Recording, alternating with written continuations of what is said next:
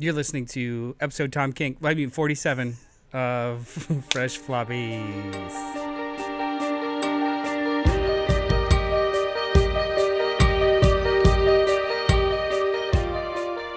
What's up to our sidekicks and henchfolk out there in the Geek Nation? This is Fresh Floppies, and Fresh Floppies is a show wherein Noel and I, JD, will discuss some of the books that come out. I didn't consent to this. Today. Tough titty toenails, you're doing it. Without spoilers, though, so don't fret. Tough titty toenails. Is that just alliteration? Because that makes no fucking sense. Yeah. It's fun to say. Give it. No, it's not fun. It feels good. No, it doesn't. It doesn't good. feel good. Of all the things that feel good, it's like way down on the list. Somewhere in the millions. Feels nice. Like tough titty toenails. A cold breeze feels nice. Oh yeah.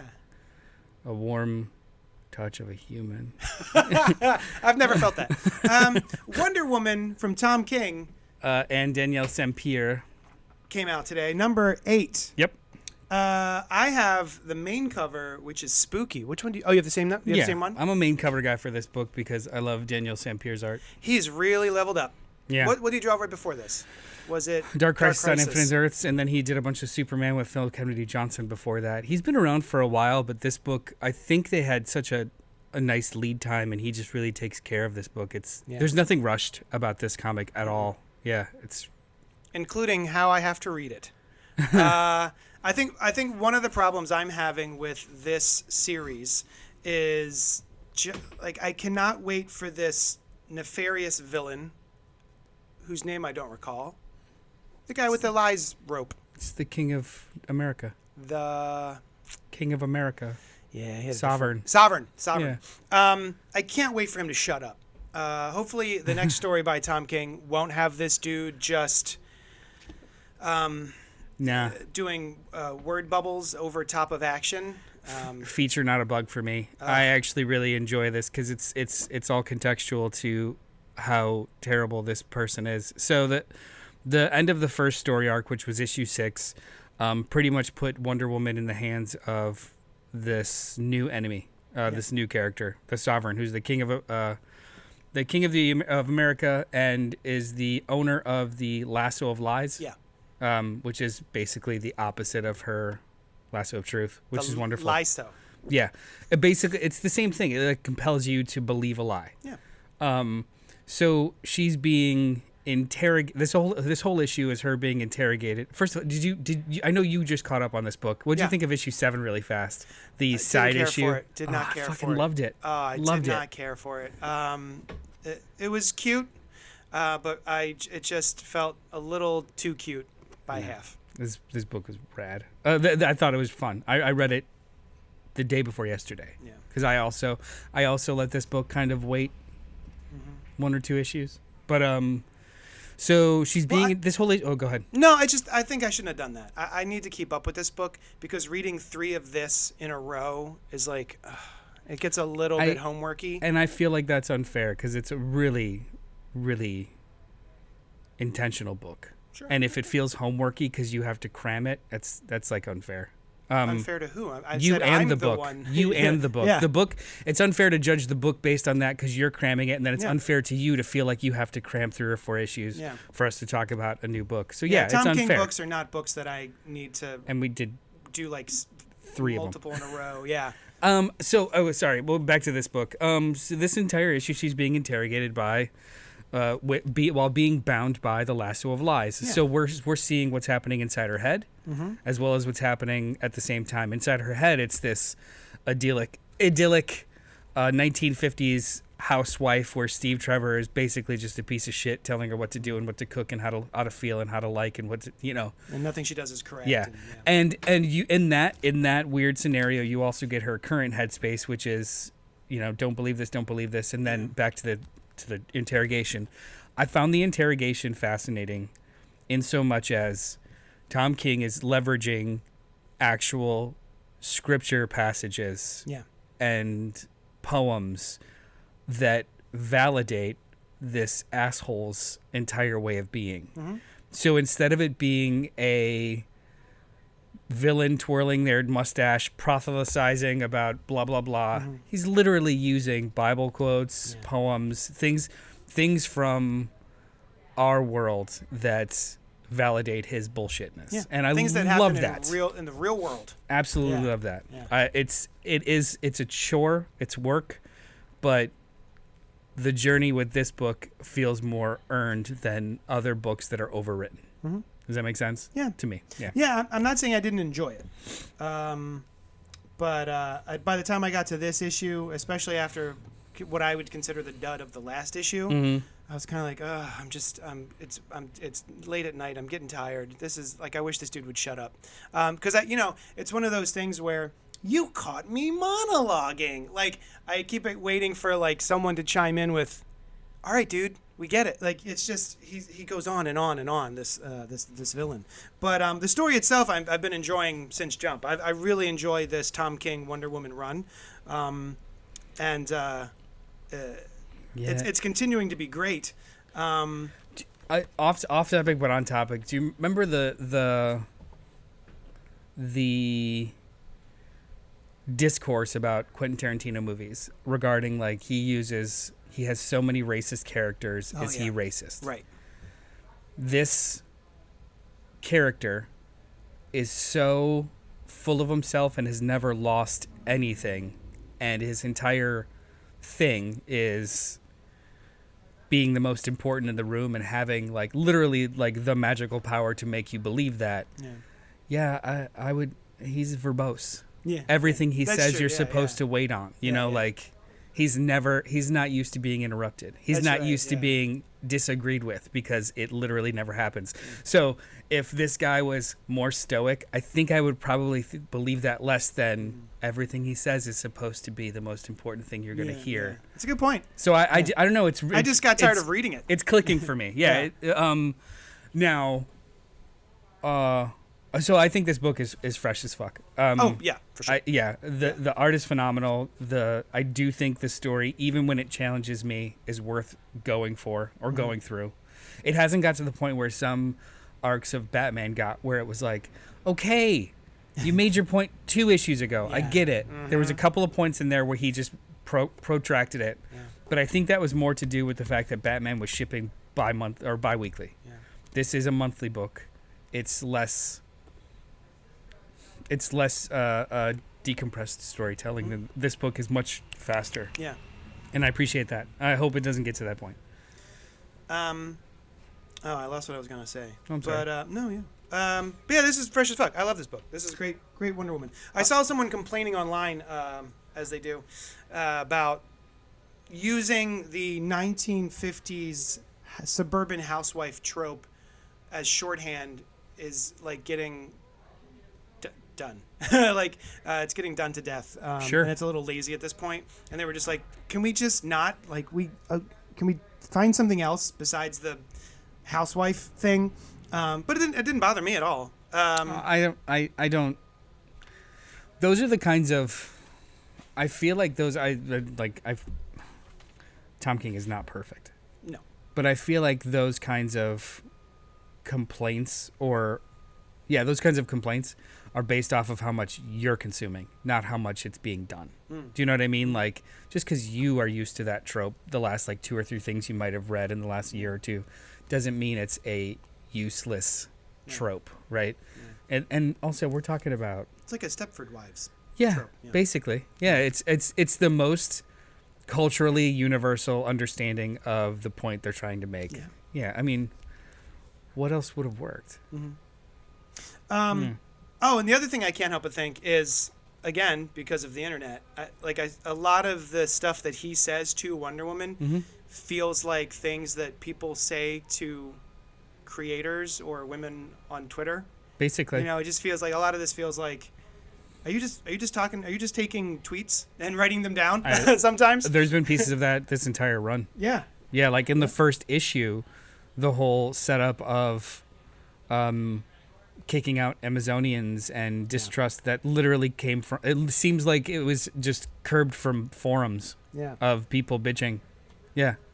I think that it's a bug, not a feature. And yes, we do go back to Ordinary World. She's got a team of Wonder Women, and I think it's awesome. I'm a sucker for a super this team. book is spinning a couple of plates, and just when I started to get a little bit bored or worn down by the interrogation, we cut to Yara Flor being a badass and Cassie Sandsmark and yeah, like I think this is a fun book. Yeah, it's great. Yeah.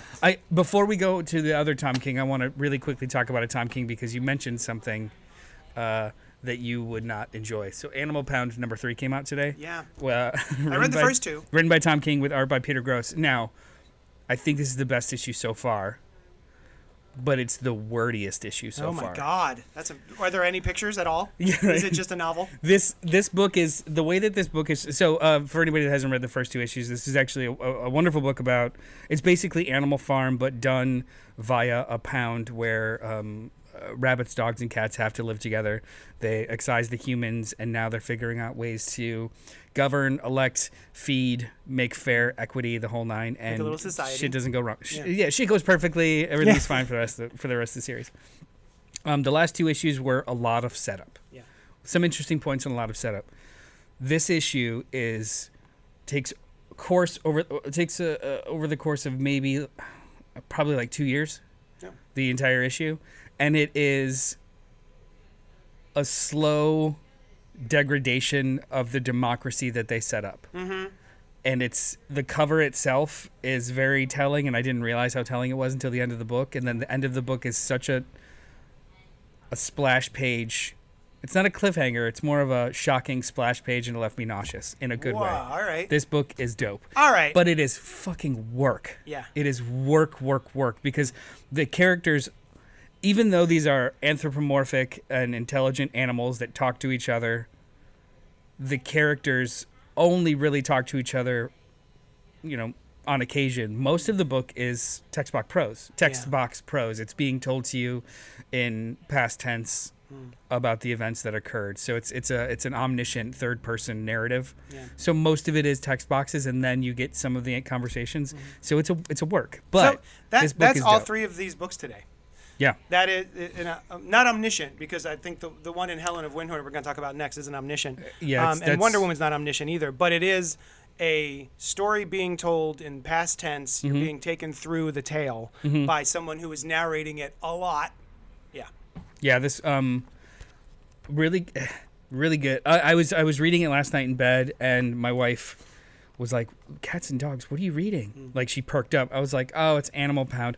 Animal Farm is the only book I finished in high school, and I want to read that." And I was like, and I started to describe it to her, and she lit up. I was like, "Is this a book for you more than me?" Okay, but the art is fantastic. I love Peter Gross. He's got like a journeyman style, but he makes these animals emote, and I am not confused about which dog and cat is which. And sometimes it's fucking adorable, and sometimes it's frightening as hell. I loved it. This is a political horror book through the lens of puppies and kitties. Yeah. And I love it. Oh, yeah. I'm back on. You've convinced me to read the third issue. It's work. It's a journey. Right? Yeah. If Tom King, this is going to make me sound maybe stupid, but like Tom King feels like I'm taking a course sometimes. I'm doing reading for a course. Sometimes. And it's just to different varying degrees of enjoyment. What's Animal Pound? How do you rate it? Oh, I think it's fresh. I want to say fresh as F. Right now it's fresh. Yeah. How it wraps up, fresh as F. Gotcha. Yeah. It's on the journey to F. That's right. It's on a journey to AF. Helen of Wyndhorn is another Tom Kingery that dropped this week from Dark Horse Comics. Tom King, Bill Keese, Evely, Matthias Lopez, and Clayton Cowles. More homework. But in the same way that Wonder Woman is being narrated by an insufferable villain that I just wish would shut up, Helen of Wyndhorn is being narrated by a nanny who is very well spoken and speaks in very flowery tones. I forgot her name. And way more enrapturing to me. Whereas with Wonder Woman, I kind of skipped some of his gray narration boxes because I was like, I get it, okay. This one, Lilith. I read every word. And man, I got to tell you, Bill Keese Evely is a master she sucks. comic booker. It's so good. I had to stop and take a picture to put on Twitter. I mean, maybe like 5 out of 10. you go to hell. This book is beautiful. Yeah, this book's like, her art is a 12 out of 10. Even the grass flows like water. Dude. The clouds look like they've been hit with an air compressor. Like everything is beautiful.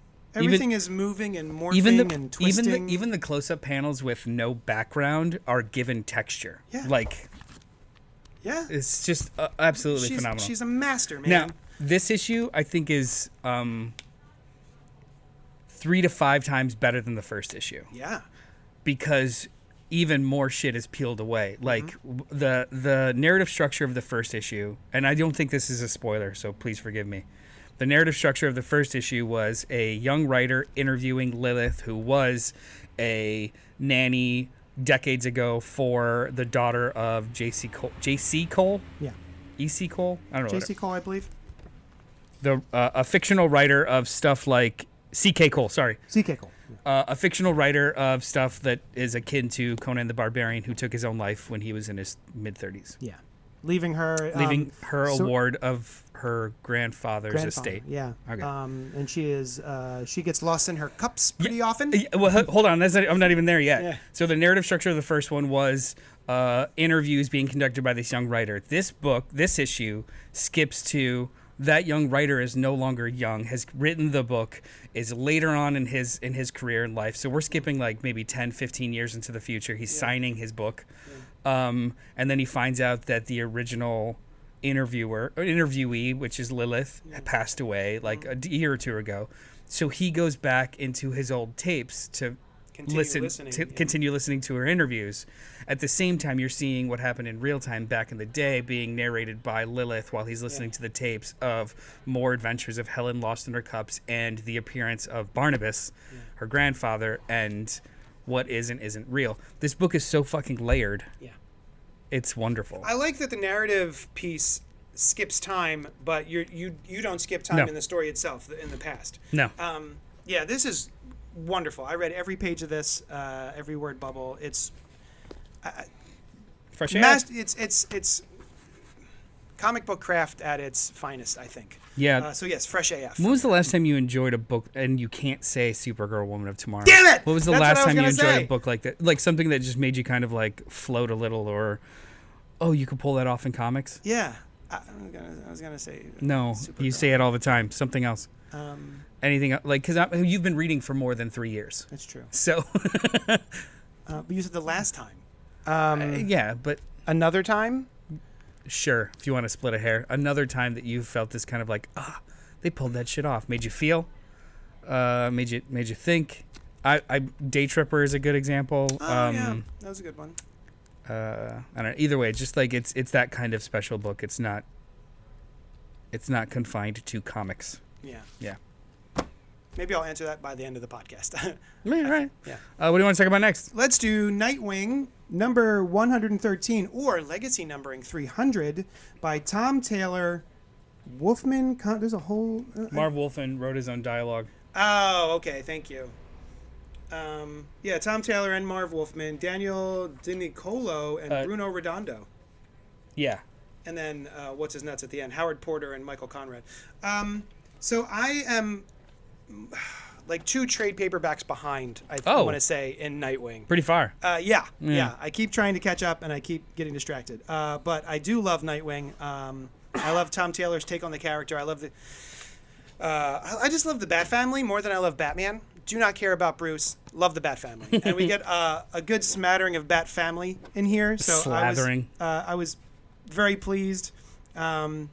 All in preparation for a event that they're all going to that evening, and this was really fun. Mm-hmm. I'd say fresh, pretty fresh. It was fresh. Yeah, this is fresh. Yeah. Like it's didn't blow my socks off. I think Tom Taylor constructed this to be more of a jumping on point than a middle of the arc issue, which it actually is. Oh, really? Yeah. So the last arc was the pirates stuff. Oh, is that where we're introduced to her? Because I didn't know her. Yeah. Well, she's from the Rick Grayson bullshit. Oh, yeah, okay. like originally. And then there's a whole arc, like a pirate arc of her. She's Captain Blood. of the original Bloodhaven, or like the original namesake for Bloodhaven, her blood, whatever. It's funny. It's wonderful. It's pirates. This is more of like a in between. This is a good old classic fucking playing softball X-Men issue where like it's just an in between kind of story where it sets up what's coming next and kind of recaps a little bit what's going on with a nice little event to like a nice little plot contrivance to bring all the characters together. Yeah, it's just delightful. It's just this. I think you could jump on this book. It's not a jam issue, like other anniversaries are. Like it's just another issue of Nightwing with a really cute tribute in the back, or the last check. Yeah, seven. This art was Simone Di Meo, right? Nope. This is Danielle DiNiccolo, who did Seven Secrets with Tom Taylor. So as soon as I opened up the book, I went, "Oh, that's the Seven Secrets guy." Yeah. And it works well.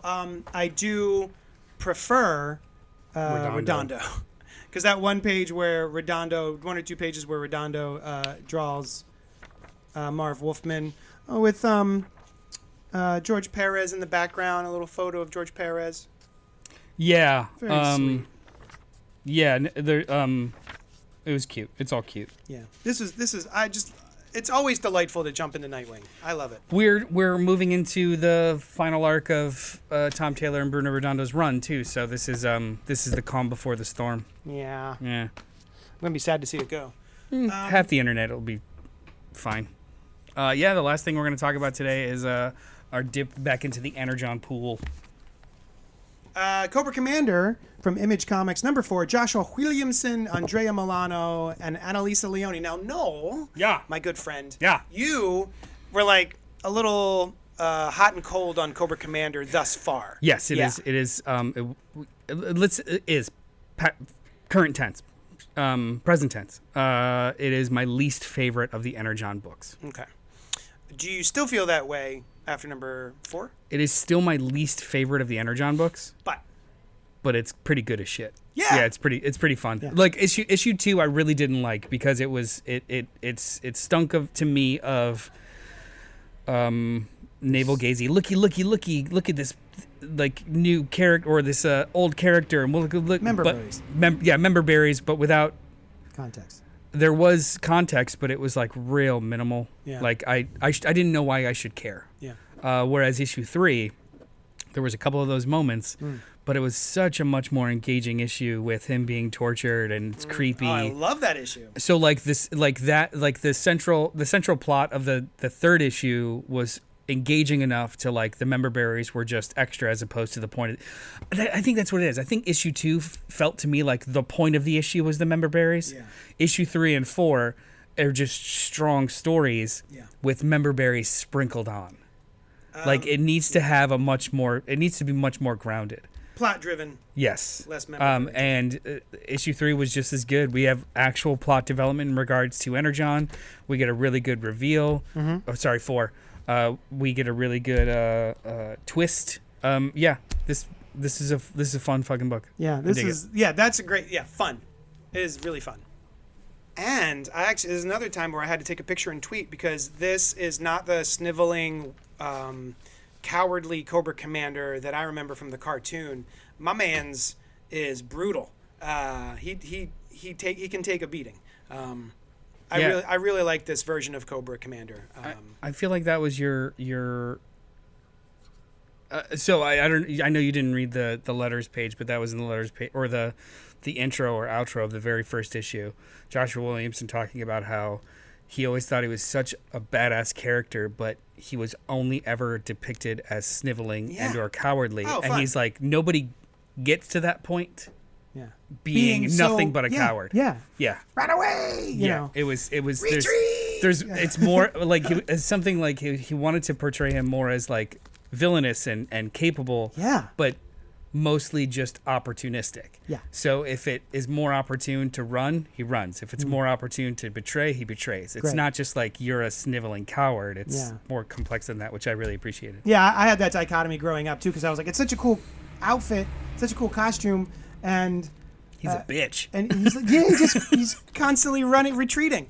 But yeah, and then we get, it's not Nemesis Enforcer shows up from Cobra La La La La La La La, which is on the cover, so it's not a spoiler. But he also does a little bit of work. Josh Williamson does with the Dreadnoks, and their dynamic as well, which I thought was kind of interesting and fun and different. Yeah, man, this is another fresh AF. This is a good week for books, bud. This is a fun book. Yeah. There's one more that you want to talk about really, really fast.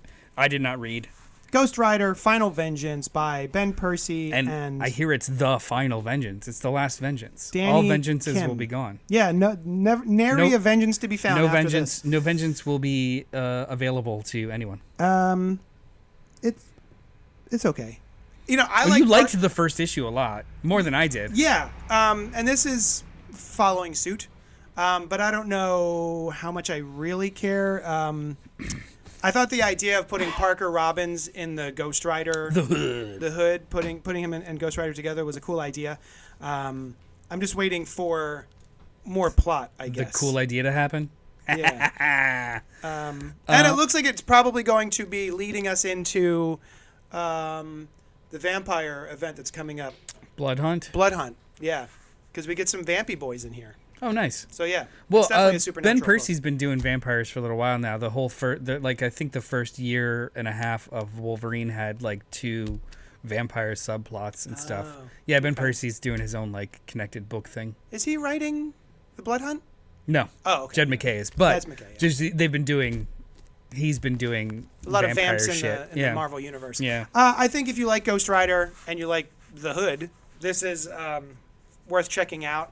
But I don't think you need to seek it out. The Hood, I love the Hood. I love Parker Robbins. Yeah, me too. But every time they do something with him that isn't like new, every time they power him up or do something, I keep seeing like Lacey Chabert in my head. Stop trying to make Fetch a thing. Yeah. Stop trying to make Fetch happen. Yeah. Like in the last 10, 15 years, they've powered him with Norse rune stones. They've powered him with dark magic. They've powered him, it's like they keep trying to make him happen and different. But when, back in the day, just the cloak. It was enough, just a man. dude trying to make some money. He was down and out, and he was trying to pay for his family, I guess. Yeah, it was just just the dude, and then Bendis went a little ways about making him a little bit more capable and running a gang, and then just falling forward trying to into become it. the kingpin of New York. And I'm like, that's not the Hood. Yeah. I mean, it kind of worked, but then since then, it's just been like a rotating, keep powering up in different ways. The last time that I enjoyed Parker was in that, what was it, Otto Schmidt, and it was a Hawkeye book. Yeah. It was Otto Schmidt, right. and who wrote it? Fudge. It might have been Ben Percy. Holy shit. Oh, Yeah. I don't remember. But yeah. And he was just Parker. This is pretty fresh. Pretty fresh? Yeah.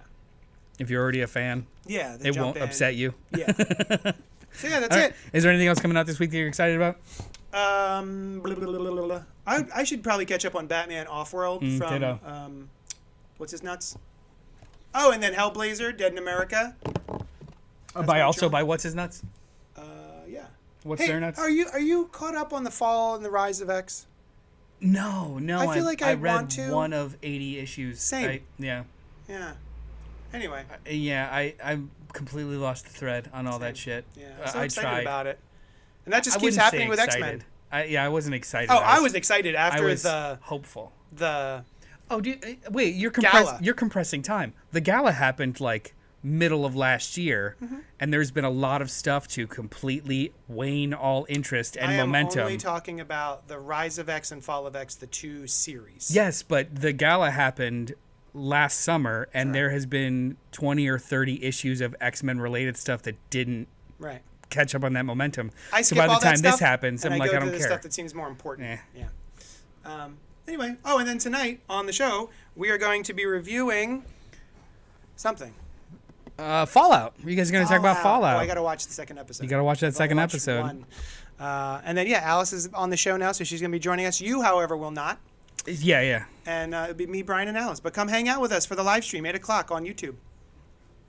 Do. Thanks for coming by. We'll talk to you guys later. Bye. Outro. Put the music here.